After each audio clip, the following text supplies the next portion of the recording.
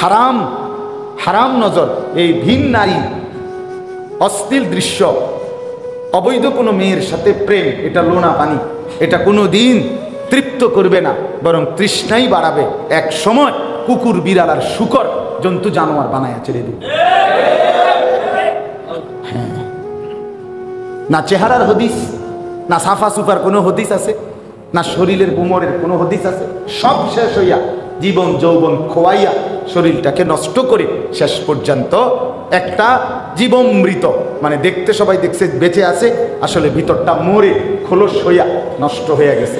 এরকম লাখ লাখ যুবক শুধু নারীর ফাঁদে, শুধু নারীর প্রতি আসক্ত, শুধু নারীর।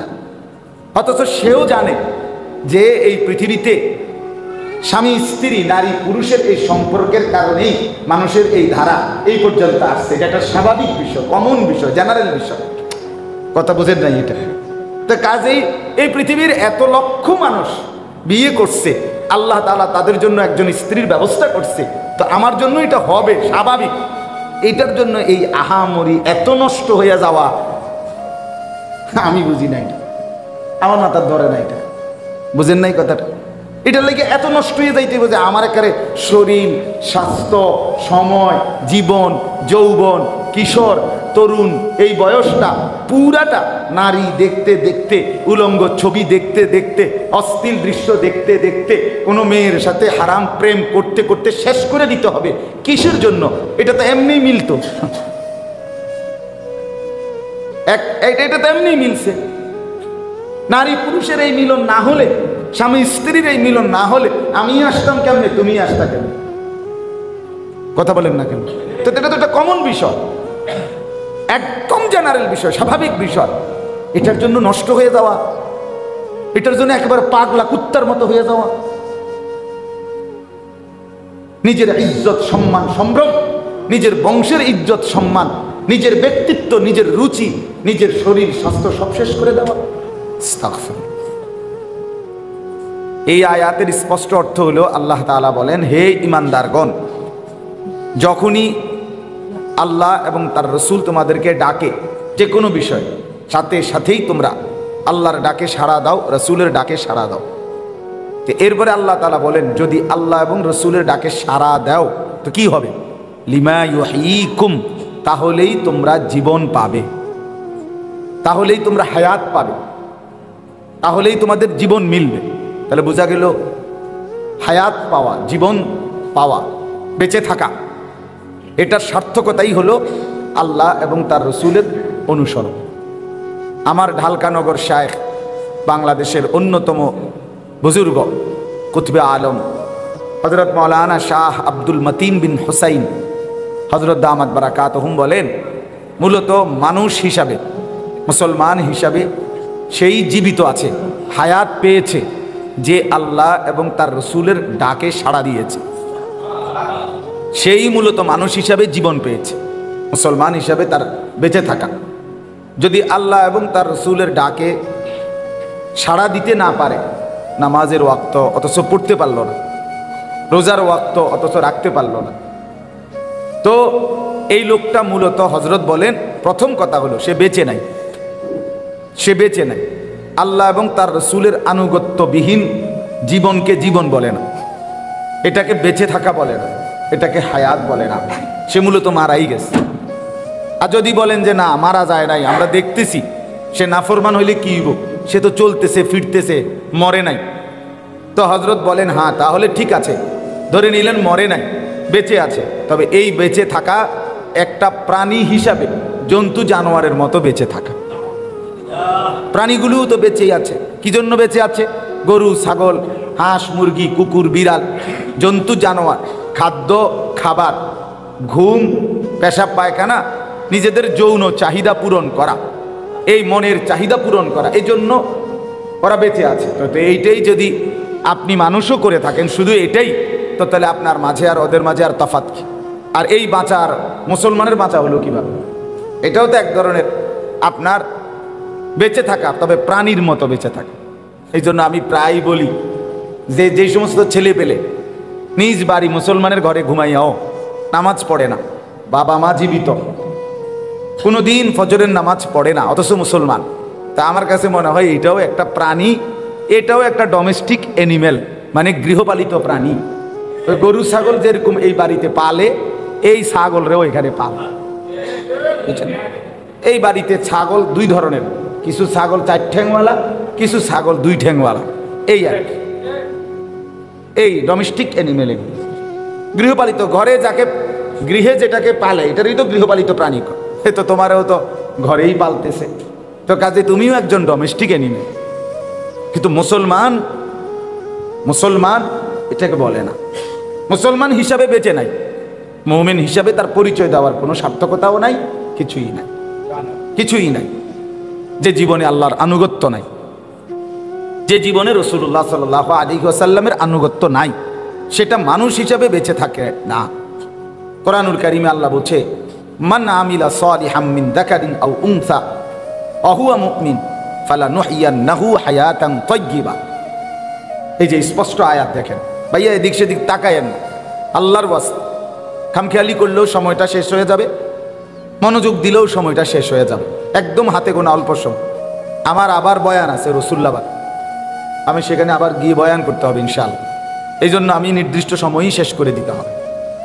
তো আল্লাহ তাআলা বলেন, পুরুষ কিংবা নারী, মিন যাকারিন আও উনসা, পুরুষ হোক নারী হোক, যদি 2 জিনিস থাকে, 1 ঈমান, 2 আমলে সালেহ, নেক আমল, তো আল্লাহ তাআলা ওয়াদা দিয়েছেন, ফালানুহইয়ান্নাহু হায়াতান তাইয়্যিবা, আমি তাকে একটা পবিত্র আরামের জীবন দান করব।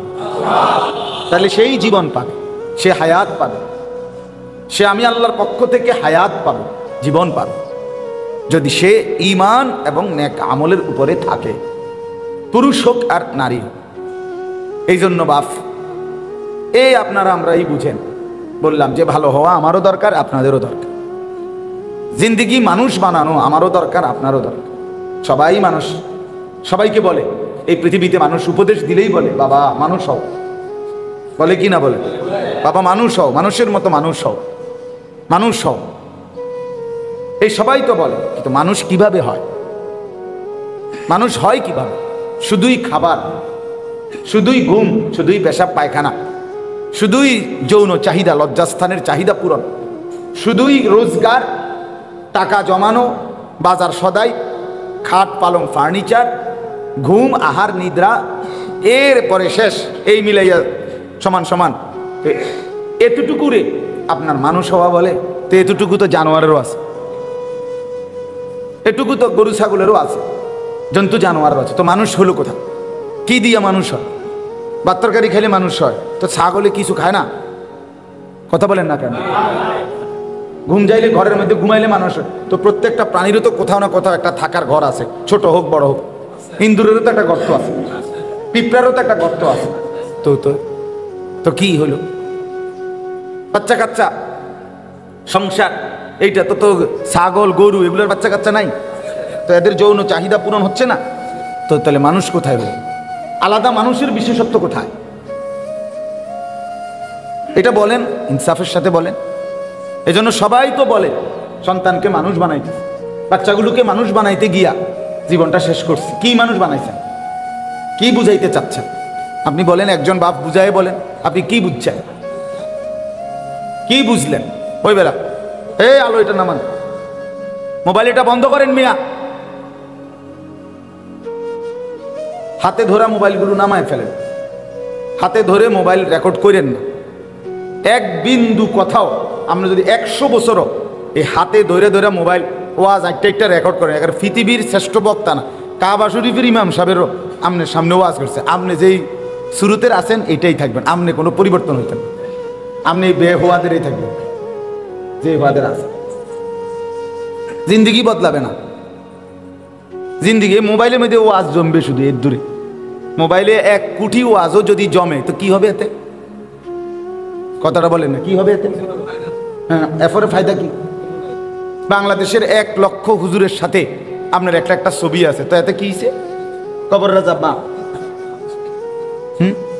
এটা ফেরেশতারে জমা দিলেই তো মাশাআল্লাহ, বাপ রে বাপ, তো ছোটখাটো লোক না। হ্যাঁ, দামি দামি মানুষ বাংলাদেশের সব বক্তাদের লগে হের ছবি, হেরে বেহেস্তে দিবে না মানে আপনার একবার হাসর মাঠে টাঙ্গাইয়া থইবে। এজন্য নিজের পরিবর্তন দরকার। তো যাই হোক, দেখেন বলতেছিলাম আমরা সবাই চাই নিজ পরিবারকে, নিজের সন্তানদেরকে মানুষ বানাইতে, কিন্তু মানুষ বানায় কিভাবে এটাও তো জানা দরকার, এটাও তো জানা দরকার। তো আল্লাহ তাআলা কোরআনে বলছে লিমা ইউহীকুম, আল্লাহ এবং তার রাসূলের আহ্বানে যদি সাড়া দাও তাহলে এর মধ্যেই রয়েছে তোমাদের হায়াত, তোমাদের জীবন, তোমাদের বেঁচে থাকা, তোমাদের মানুষ পরিচয়ের সার্থকতা। আল্লাহ বলছেন ঈমান এবং নেক আমল, এই দুই জিনিস দ্বারা পুরুষ হোক নারী হোক আমি তাকে একটা আরামের হায়াত দেব, হায়াত দেব। তো তাইলে আগে তো হায়াত দিছে, নইলে এতে মানুষ মার ফাটাতে বাইরিল কেমনি? তাহলে ওইটা মূল হায়াত, মূল হায়াত ঈমান আমলের হায়াত, মূল জীবন সেজদাওয়ালা জীবন, মূল জীবন আল্লাহ তাআলার বন্দেগীওয়ালা জীবন, এটাই হায়াত, এটাই জীবন।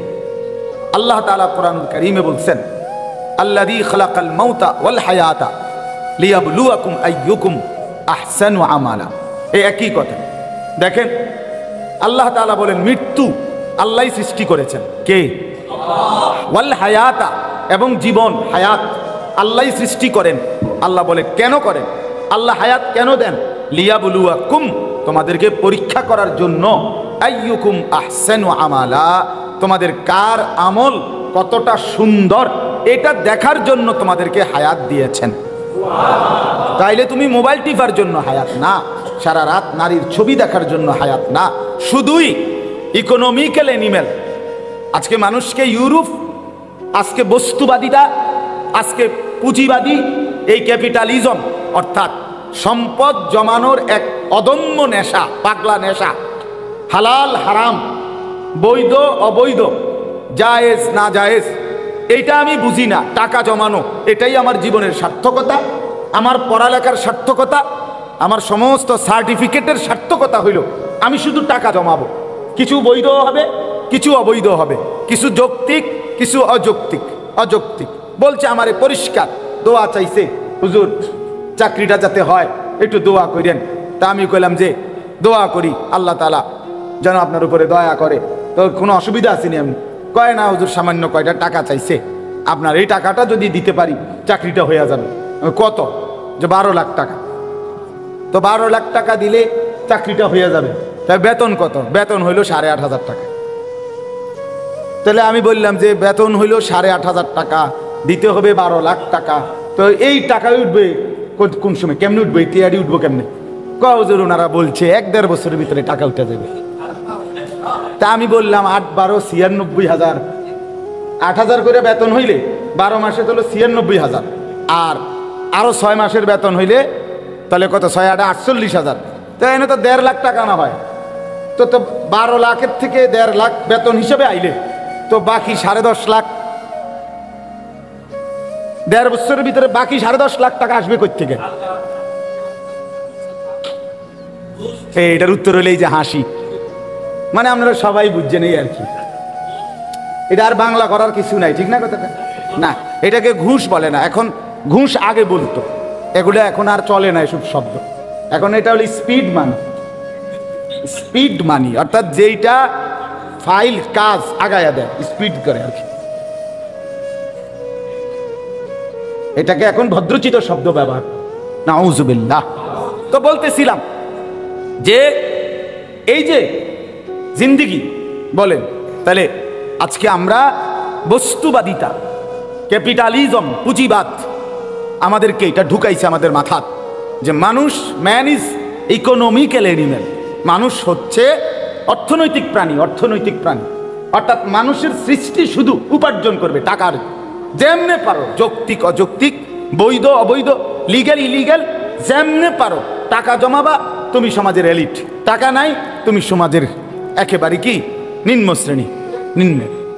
এই ব্যবধান, এই ব্যবধান বানায়। এটা শুধু পুঁজিবাদের কারণ, পুঁজিবাদের কারণ, এটাই বস্তুবাদিতার কারণ। আজকে সব কিছুকেই মানুষের সুখ, শান্তি, সমৃদ্ধি, তৃপ্তি, প্রাপ্তি সব কিছু টাকার পিছনে, সম্পদের পিছনে, প্রাচুর্যের মধ্যে ঢুকায় দিস। এই পরিমাণ প্রচার, এই পরিমাণ বিজ্ঞাপন, এই পরিমাণ অ্যাড, এই পরিমাণ নায়ক নায়িকার প্রচারণা, এই পরিমাণ ভদ্রবেশী মুখোশধারীদের উন্মাদনা সবাই মিলে প্রতিটা প্রজন্মের প্রতিটা সন্তানের মাথা ঢুকাইছে। তোমার বেঁচে থাকার সার্থকতাই হলো, তোমার সামনে পড়ালেখার উদ্দেশ্যই হলো কতটা বেশি টাকা রোজগার করবা, কোন চাকরিতে, কোন লাইনে, কোনভাবে গেলে আরো টাকা, আরো টাকা, আরো টাকা। জঙ্গল দিয়ে হাইটটা ইটালি ঢুকালায় কি দরকার? ওই টাকা বেশি, ওইটা টাকা বেশি, বুঝলেন না কথা? পানির জাহাজে ড্রামের ভিতরে ঢুকিয়া গেছে গা ইটালি, পানির তলে দিয়ে আমেরিকা গেছে, কি জন্য? টাকা। ওইখানে টাকা বেশি আছে, কোন রকমে গিয়ে পড়তে হয়েছে বর্ডারে, এরপরে টাকা। তাহলে এই যে নেশা, এক মানুষ তার নিজের জীবনের মায়া, মাঝপথে প্রতিনিয়ত পত্রিকায় আসে যে মাছ দরিয়ায় জাহাজ কি ডুবে গেছে, পড়ে গেছে, বাংলাদেশি কত মানুষ কত সময় মারা যায়, কিন্তু এরপরও যুবকের নেশা ছোটে না। কারণ তার হইল আমার জীবনের সার্থকতা, বেঁচে থাকি বা মরে থাকি কোনোভাবে যদি পয়সা কামাইতারি তাই তো কামাইলাম, আর মরে গেলে তো মরেই গেলাম। হ্যাঁ, আসছি দুনিয়ায় কামাইয়ের জন্য, না পারলে মরে গেলাম। এইটা, এই মানসিকতা কিভাবে ঢুকলো আজকে? এই মানসিকতা কিভাবে ঢুকলো আমরা এটা কেমনে ঢুকে ফেললাম? ঢুকে আফসোসের ব্যাপার। চিন্তা করে দেখেন, ভেবে দেখেন। এবার এটার আওয়াজ একদম কমায় লাইছে, খটর খটর করে যে, এই জন্য এটার আওয়াজ এখন একদমই নাই। তো এই জন্য বললাম আমি, মাইক অপারেটর একেবারে হার জমানায় সর্বযুগে এরা থাকে, অধিকাংশই বকলম মানে বোঝে না এমন পুরাটা। যারাই এই মাইকের ব্যবসা করে লোক রাখে একজন বুঝের, আর অবুঝ রাখে 18 জন, বুঝেন না কথাটা? এরপরে হে আইসা যেদিন মাহফিল যখন, ওই সময়টার একবার এটা লারে, ওই বল্টু কতুটি আছে এরকম এটি দিয়ে লাড়ালাড়ি করে, মানে একটা ঘাম বাইয়ে পড়তে আছে। আসলে তো সে কিছুই বোঝে না, এটা জীবনও কইতো না। কবে দেখছেন না যেই চেষ্টাটা করছি অল্প লাগিয়া না সমস্যা রয়েছে, শেষ। আজকের আমার সময়টা তো কি হয়ে গেল, শেষ হয়ে গেল। চলেন বাপ, তা আমি আপনাদের কাছে প্রথম এই কথাটা বুঝাইতে চাইলাম। আলহামদুলিল্লাহ, অনেক নওজোয়ান ছেলে বসছে, ছেলেদের আয়োজন, অনেক উৎসাহ উদ্দীপনা নিয়ে ছেলেরা আয়োজন করছেন। আমার কথা এটা ভাইয়া, এটা বোঝা উচিত, নিজের আত্মপরিচয় চিনা, এটা বুঝা আসলে আমার কাজটা কি, আমি কি, আমি আসলাম কোত্থেকে, এটা একটা বুঝা, মানুষের একটা বুঝ থাকা চাই, সুনির্দিষ্ট একটা মানুষের বুঝ থাকতে হয় যে আমি আসলে যাচ্ছি কোন দিকে। আমার এই যে জিন্দিগি, এই জিন্দিগির শেষ যেন আমি মনে করি আলহামদুলিল্লাহ ছোটবেলায় প্রাইমারি স্কুল পাশ করে মাদ্রাসায় ঢুকছি, মাদ্রাসার থেকে এখন পড়ালেখা শেষ করে খেদমত করতেছি, শিক্ষকতা, কিছু ওয়াজ নসিহত, 5 ওয়াক্ত নামাজ জামাতের সাথে পড়ার চেষ্টা করতেছি। তো মনে করেন আমার একটা টার্গেট আছে যে আমি যদি কষ্ট করে হইলেও আল্লাহ বিল্লাহ করে নামাজ ঠিকমতো পড়ে হালাল হারামের পার্থক্য মেনে চলতে পারি, তো আমার বিশ্বাস এটা যে আমার এই গন্তব্য আখেরাতে জান্নাত, আল্লাহর দয়া, ঠিকই না বলেন না কেন? কিন্তু বাকি আমি আল্লাহর দয়া হয় যেই রাস্তায়, এই রাস্তার পথে চলার চেষ্টা করতেছি, ঠিকই না বলেন না? তাহলে আমার একটা গন্তব্য আছে, আমি একটা বুঝ নিয়ে চলতেছি।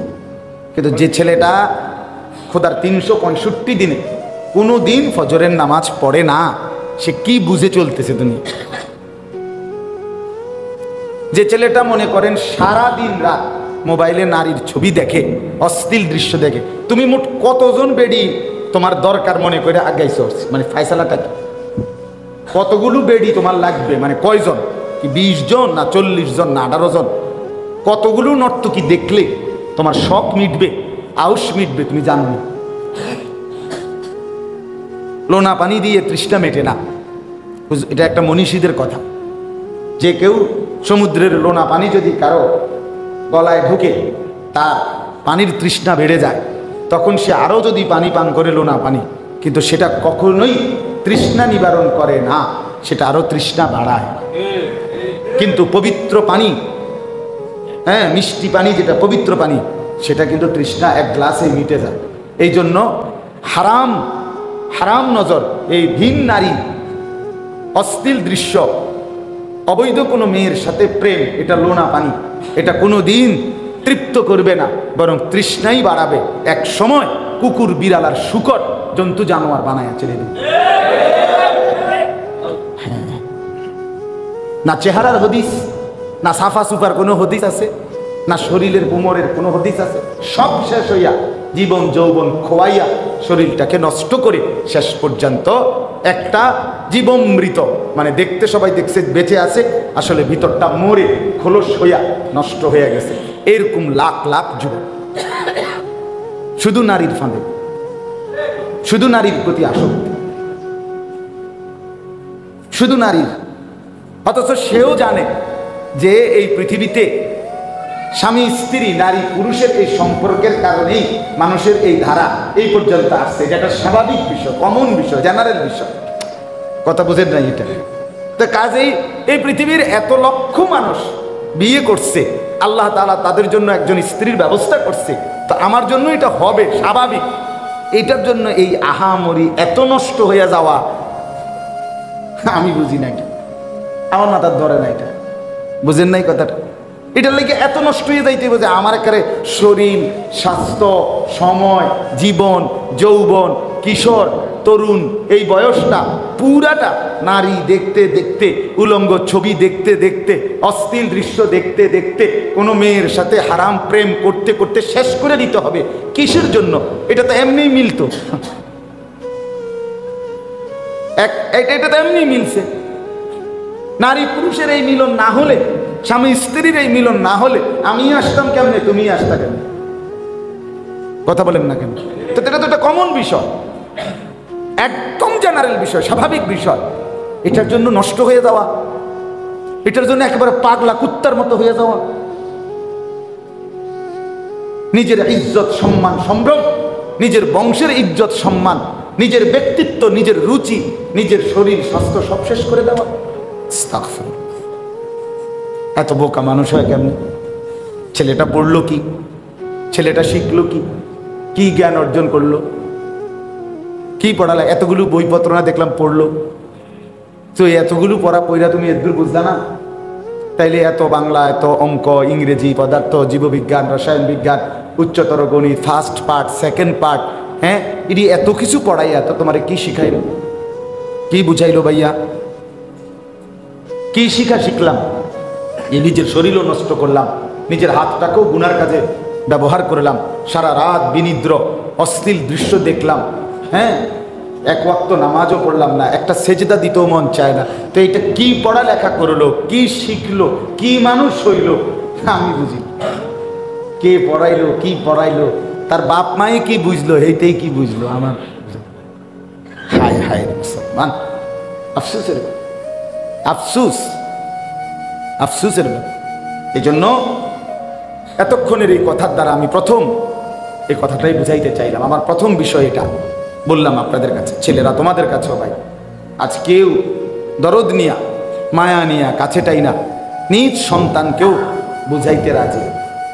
সবার হিসাব হলো টাকা পয়সা, বাবা মা, আত্মীয় স্বজন, দাদা দাদি, এই সবাই কথা আর মাত্র না চাই জিঙ্গাও ফরলে ফরবুনি, নাহলে বিদেশ পাঠাই দাও, উদয় এত ঝামেলা সহ্য হয় না, খালাস। বুঝেন নাই কথাটা? খালাস। ঘরওয়ালারা সিদ্ধান্ত নিছে জিঙ্গাও ফরবো কিনা, ফরলে ফরুক, না ফরলে হুদ্দা সময় নষ্ট করে লাভ নাই, কি করে দাও, বিদেশ পাঠাই দাও। কোগা টাকা পাঠাইলে কামে দিব, জমি জমা কিনতে পারবো, বিল্ডিং করতে পারবো, বাইরের মধ্যে বাজার সাজার খাইতে পারবো ভালো, হ্যাঁ, পরে আপনার মহিলারা, নারীরা সবাই বাজারে মার্কেটে ঘুরতে পারবো, খালাস।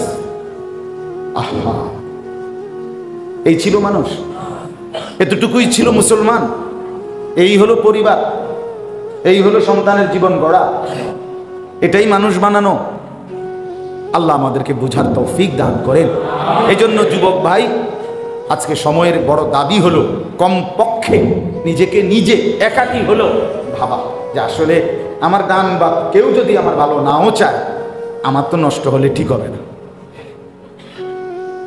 আমি অনুরোধ করলাম, এই একজন ছেলেও যদি মনোযোগ দিয়া বুঝে থাকো আমার এই কথাটা বাইবা, যে আমার কেউ তো আমারে কিছু বলে না, আমি এমন হয়ে গেলাম, এই যে আমি এক ওয়াক্ত নামাজ পড়ি না, কেউ কিছু কয় না, আমি যে সারাদিন মেয়ের ছবি দেখি, কেউ আমাকে কিছু বলে না। কারণটা কি? এইভাবে সবাই ছেড়ে দিল তোমারে। এর পরিণতি কোথায়? এর গন্তব্য কোথায়? তুমি সারা রাত উলঙ্গ ছবি দেখার পরেও তোমার ভিতরে একটু ভয়ও আসলো না যে কেউ দেখে ফেললে কি বলবে? কিছুই বলবে না, সে বোঝে এটা। কেউ জানবেও না, দেখবেও না, দেখলেও কিছু বলার সাহসও নাই, কিছু বলার মতো কারো রুচিও নাই। তাহলে এই যে তোমাকে সবাই ছেড়ে দিল, ফেলে দিল, আপন মা বাপও ভুলে গেল, এর চাইতে বড় লানত, অভিশাপ আর কি হইবে? বেটা, তোর উপরে এত বড় খোদার গজব আর কি পড়তো? হ্যাঁ, কেউ তোর খোঁজ রাখে না বেটা। তোর চরিত্রহীনতা, বন্যার পানির মতো চরিত্রহীনতার মধ্যে তুমি ছুটছ। নারী, জিনা, ব্যভিচার, নিজের হাত নষ্ট করা, যা বুঝানোর বুঝছো তো, যৌন লিপ্সায়, শাহওয়াতের তাড়নায় শরীর, যৌবন, দেহ নষ্ট করা, অথচ কেউ বাধা দিচ্ছে না, কেউ কিছু বলতেছে না, কেউ নজরও রাখতেছে না।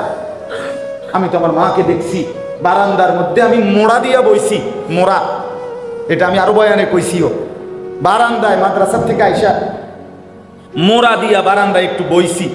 মা রান্নাঘরে, আমি মোড়াত বইয়া মার লগে কথা কইতেছি। মা আমারে কইতেছে, আনিস ভিতরে আয়াডা। তা আমি ভিতরে আইসা বললাম, মা কি তৈছে? বইলাম, কয় না, হে ঘরের কাজের মেয়ে জানালা দিয়ে তোর দিকে চাইয়া দিছে। মা এটা নজর রাখছে। আমার মা আমার স্পষ্ট বলে, মা এটা কি রাখছে? নজর রাখছে। সে আমার মা, তিনি আমার মা। হ্যাঁ, এই এখন আমার বয়স, আমার ছোটখাটো আল্লাহর দয়া যেটুকু কথা বলার আল্লাহ তৌফিক দিছে, এই বয়ানের বয়স 20 বছর। তো এই 19-20 বছরের ভিতরে এখনো আমার আম্মা বয়স্ক, আমার বাসায় আছে, এখনো আছে। মায় এখনো বলে ভূত। মা, আমগো দেশের ভাষা তো নোয়াখালীর মতো লাকসাম, ভূত চাইও মানুষের লোকে টাকা টুকে লইয়া ঝামেলা করে ওঠে। এখনো মা বলে, এ কসম আল্লাহ, মা এখনো বলে। এই যে মানসিকতা, আজকে সন্তান আপন ঘরে নষ্ট হয়ে যাচ্ছে, তোমারে কেউ কিছু বলে না। তোমার এক মোবাইল তোমারে পৃথিবী থেকে বিচ্ছিন্ন করে দিছে।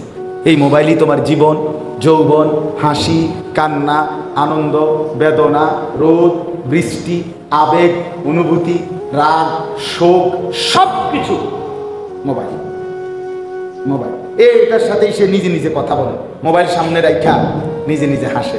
একটা ছবি উঠল, এবার এদিকে একটা, এটা উঠল, একবার হাত উঠাইল, একবার ঠ্যাং আলগিয়ে দিল, একবার মোটর সাইকেলের মধ্যে কাইত হইল, একবার মেইন রাস্তার মাঝখানে শুয়ে লাইল, আর একবার রাস্তার সাইডে গিয়ে একটু বাঁকা হইয়া দাঁড়াইলো, আবার ব্রিজের কোণার দাঁড়াইলো। আচ্ছা, এটা যদি একেবারে আল্লাহর কসম করে ভাইয়া বলেন, এটা যদি তুমি ছাড়া একজন মানুষ অন্য কেউ এরকম রাস্তার পাশে করে, যে কোনো লোক কি বলবে? যে এই পাগল এরকম করে, বলবে কিনা? তো তুমি তাহলে তুমি পাগল না তো কি? তুমি তার সিরা না তো কি? এই জন্য আমার পরিষ্কার, আমার ফতুয়া, এটা ব্যক্তিগত, কেউ একমত হওয়া জরুরি না। আমার একটা ব্যক্তিগত ফতুয়া হলো, যারা সেলফি তোলে, নিজে নিজে ছবি তোলে, এ প্রতিবন্ধী, এ মানসিক সমস্যা, তার মাথার তার সিরা।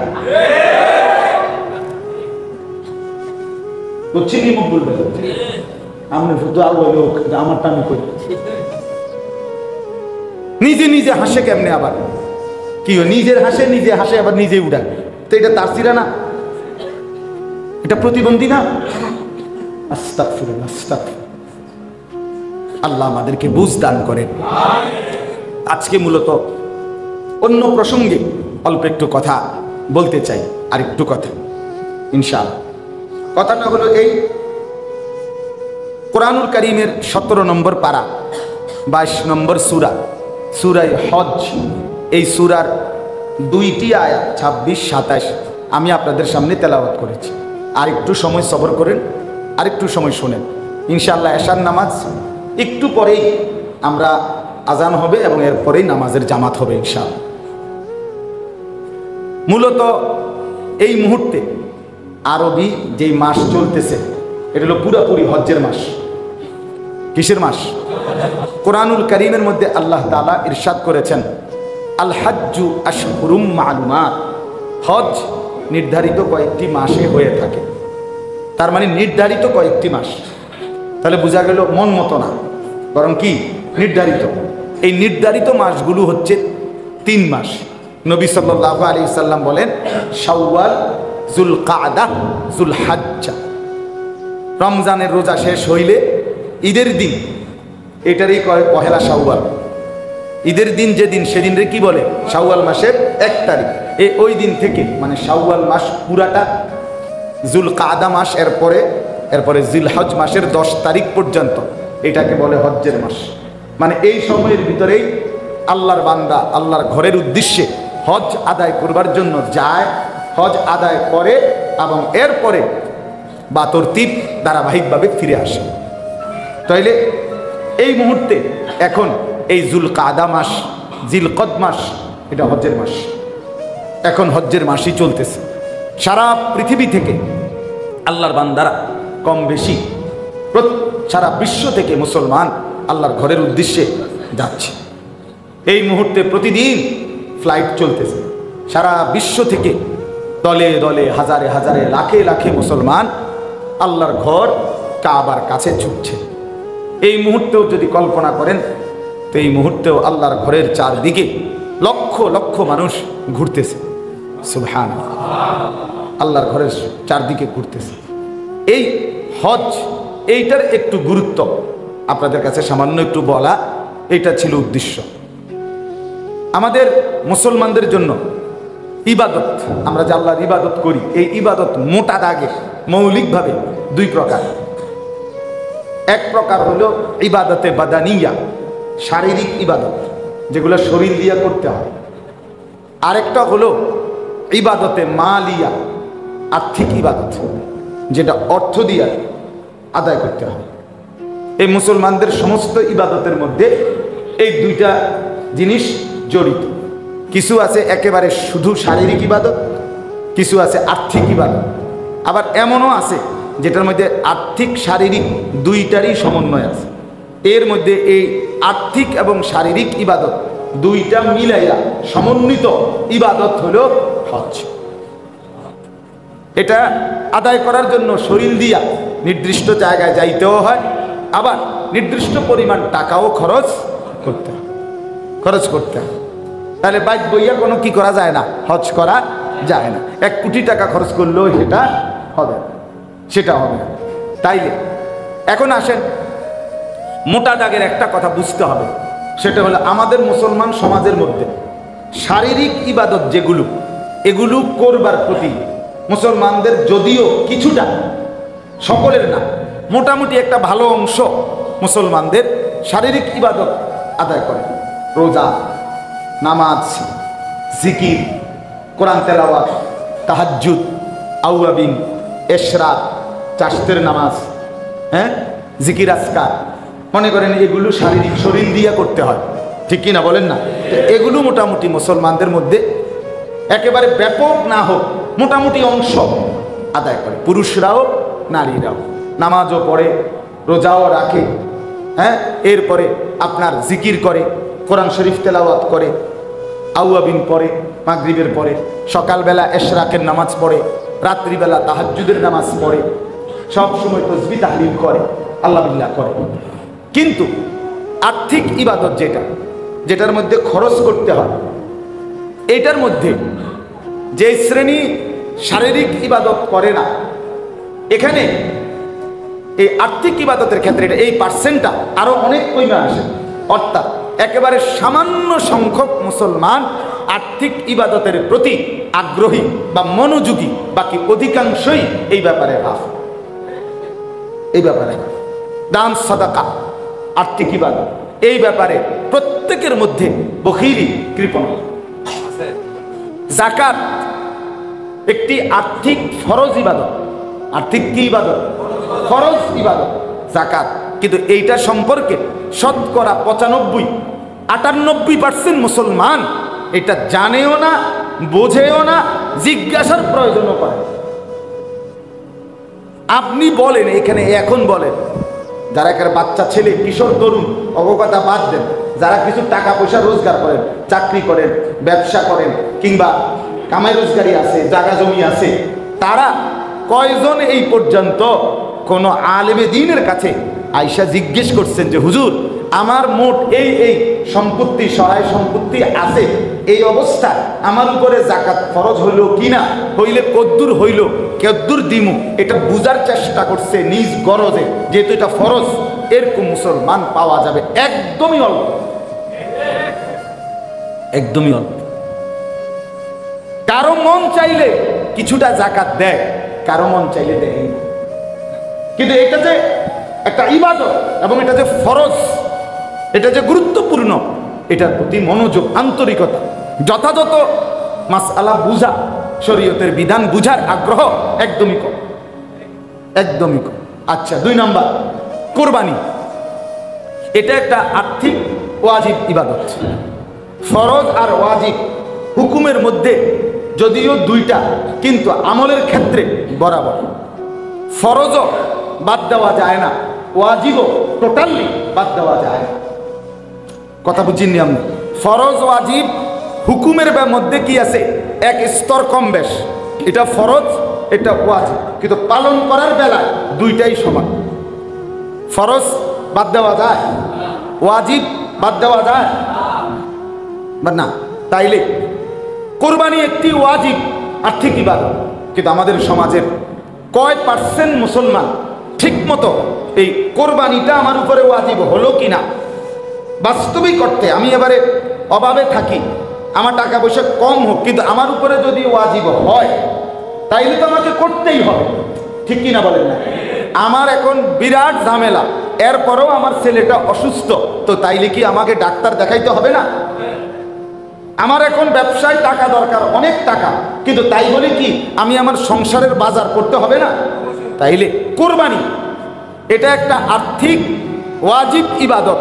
এখন শতকরা কয় % পুরুষ নারী মুসলমান এটা বুঝার চেষ্টা করে যে আমার কি থাকলে, কি অবস্থা থাকলে, কদ্দুর সম্পদ থাকলে কোরবানি ওয়াজিব হয়, এটা বুঝার মানসিকতা একদমই কম। এটার ওয়াজও কম, এটার বয়ানও কম। মানুষও শুনতে চায় না, হুজুরও বলতে চায় না, সব মিলাইয়া গড়ে বাদ, অবহেলিত। তো কোরবানি করেন? হ্যাঁ করেন। তো ওই নিজের থেকে যার আগ্রহ হয় সে কোরবানি করে। আরেকটা হইল সারা বাংলাদেশে মুসলমান যদি হয় 14 কোটি, মুসলমান যদি হয় 12 কোটি, তো এখন এই মুসলমানের ভিতরে এটার বুঝ যে না আমার উপরে কোরবানি ওয়াজিব হলো কিনা, যদি হয় আমাকে দিতেই হবে, এই বুঝ নিয়া, এই মাসআলা জেনে বুঝে সকলেই পালন করে বা সংখ্যাগরিষ্ঠ সংখ্যা পালন করে, এমন কয়জন? এমন আপনি একটা উদাহরণ দিই, ছোট্ট একটা উদাহরণ দিলে বুঝবেন। মনে করেন ফুত বিদেশ থাকে, বাপ মা জীবিত, ছেলেটা সব সময় বাড়িতে টাকা পাঠায়, 20,000 10,000 করে 2 মাস পর পর, 1 মাস পর পর বাড়িতে কি পাঠায়? টাকা পাঠায়। মা বাবা এটা দিয়ে সংসার চালায়, বউ বাচ্চা, নিজেদের জীবন চলে, ভালো কথা। কোরবানি আসছে, এখন ছেলেটা বিদেশ থেকে বাড়িতে 30,000 টাকা পাঠাইছে, বুঝছেন? কিন্তু এই ছেলেটার কাছে কোরবানি ওয়াজিব হওয়া সমপরিমাণ টাকা তার কাছে আছে। 52.5 ভরি রূপার যেই দাম, 52.5 ভরি রূপার দাম যদি 1,000 টাকা ভরি হয়, তো 52,500, 52,500 টাকা রূপার ভরি। 800, 700, 1,000 কিংবা 1200 এর মধ্যে উঠানামা করে, বুঝলেন? রূপার ভরি 3,000 4,000 টাকা হয় না, 1,000 1200 1300 800, কখনো কমে যায় কখনো বাড়ে, এর মধ্যেই থাকে। তাইলে 52,500 অথবা 60,000 ধরে, যদি 1200 একটু বাড়ে, এই টাকাটা এই ছেলেটার কাছে আছে। বিদেশে না বিদেশে আছে, তার কাছে, তার ব্যাংকে জমা আছে, অথবা তার বউয়ের কাছে যে ভাই টাকা পাঠাইছে সেখানে আছে, অথবা কোনো সমিতির মধ্যে লাগাইয়া রাখছে, অথবা ব্যাংকে জমা করে রাখছে, যেখানেই হোক তার কাছে মনে করেন টাকা। সে কি শুধু এই মাসে, মে মাসে, এখন এই মে মাসে যে বাড়িতে যে 30,000 টাকা পাঠাইছে, তার কাছে, বিদেশের এই ছেলেটার কাছে শুধু এই 30,000 টাকাই না? আপনি আর কথা বলেন না কেন? আর টাকা নাই তার কাছে?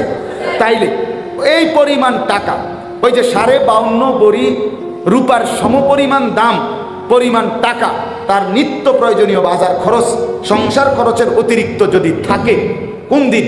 কোরবানির দিন 10ই জিলহজ সকাল থেকে 12ই জিলহজ, মানে যেই 3 দিন কোরবানি করা যায়, এই 3 দিনের সন্ধ্যা পর্যন্ত ওই পরিমাণ সম্পদ যদি টাকা কারো কাছে অতিরিক্ত থাকে, ব্যাংকে থাকুক, হাওলাত থাকুক, কিস্তিতে থাকুক, কোনো সমিতিতে থাকুক, কারো কাছে থাকুক, তার টাকা, তার মালিকানাধীন টাকা, তাহলে এই ছেলেটার উপরে কোরবানি ওয়াজিব। এখন যে 30,000 টাকা পাঠাইলো, এটা দিয়া বাড়িতে মা বাবার নামে অথবা শুধু বাপের নামে এক শরীক কি দিল? কোরবানি দিল। তাহলে বাবার কোরবানি তো আদায় হয়েছে, কিন্তু আল্লাহর কসম ওই ছেলের কোরবানি আদায় হয় নাই।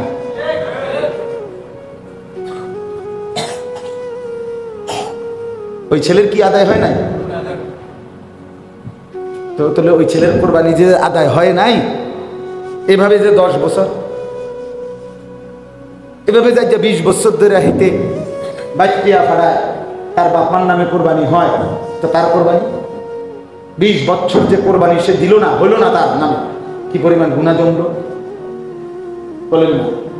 কি পরিমাণ গুনাহ জমছে বলে? রাসূলুল্লাহ সাল্লাল্লাহু আলাইহি ওয়াসাল্লাম বলেন, মান কানা লাহু সাআতুন ওয়া লাম ইউদাহি, যার সামর্থ্য ছিল কিন্তু কোরবানি করলো না, ফালা ইয়াকরাবান্না মুসাল্লানা, সে যেন আমাদের ঈদগাহে মানে ঈদের নামাজ পড়ার জন্য না আসে, না আসে। তো বলে 2 ভাই চাকরি করে, ঢাকা, চিটাং, যেখানেই হোক, নবীনগর, মুরাদনগর, যেখানেই হোক, বাপ মা সহ তারা ফ্যামিলি একসাথে খায়, মানে ভিন্ন হয়েছে না, কিন্তু দুজনেই 2 ভাই কি করে? চাকরি করে দুজনে। তো এখন কোরবানি আসছে, দোনো ভাই মিল্লা 20,000 টাকা বা 30,000 টাকা বাপের হাতে দিছে, আব্বা একসাথেই তো আমরা আমনের নামে কোরবানি দেন, আর ঈদের দিন গোস্ত দিলে দোনো ঘরে আমি কুদ্দুর কুদ্দুর করে কি করে দিয়ে ভাগ করে দিয়ে, অথবা এক লগে রাইন্দা টাইন্দা খাইব, কোরবানি না কুদ্দুর দেও, হ্যাঁ মিল্লা জিল্লা তো গোস্ত সবাই খামো।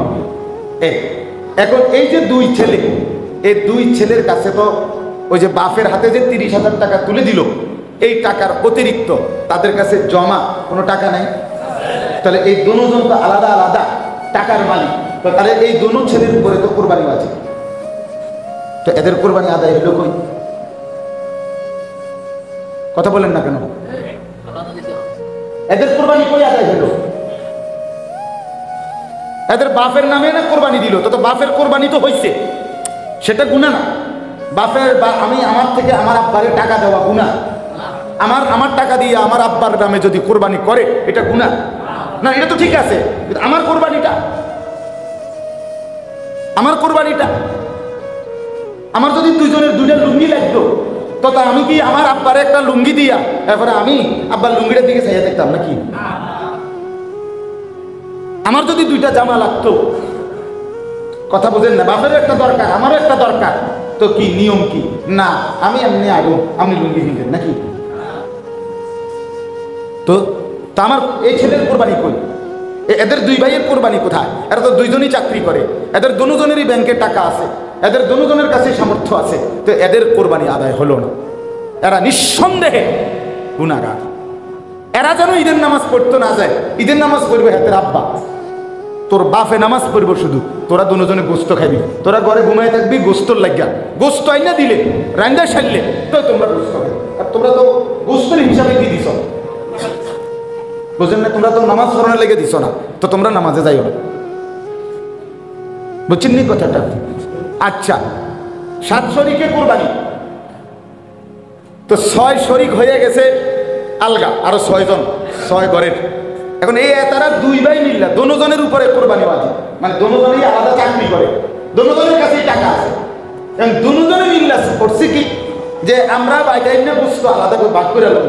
এখন আমরা 2 জনে মিল্লা 30,000 টাকা ওই 6 শরীকের লগে আমরা 1 শরীক কোরবানি দেব। হ্যাঁ, এরা 2 ভাই মিল্লা কি দিল? 30,000 টাকা দিল, দিয়া 1 শরীক কোরবানি অংশগ্রহণ করলো। কার লগে? 6 শরীকের লগে। কয় শরীকের লগে? কথাটা বুঝছেন নি আমার? তাহলে এখন কি দাঁড়াইলো? এখানে দুইজনের উপরে কোরবানি ওয়াজিব হয়েছিল, এরা দুইজনের উপরে কোরবানি ওয়াজিব, আর আগের তো কি হইয়া রয়েছে। তো এই এখন কয়জন হইল কোরবানির শরীক? একজনের কোরবানিও হবে না।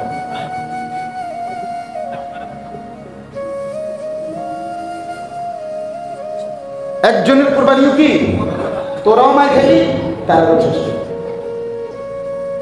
গোস্ত সবাই খাইতে পারবে আল্লাহর রহমতে, গোস্ত জোর হইব, গোস্ত কি হবে জোর হইব, গোস্তর লেগে আটকাইতো না। কিন্তু এই গোস্ত, গোস্তের ঝোল, রুডি, ইডি আর আসমানের হেদিকে আর যাইতো না, ইডি এন থেকে শেষ ঠিকানা মাত্র। ডেকসির থেকে পেট, সেখান থেকে কি খালাস।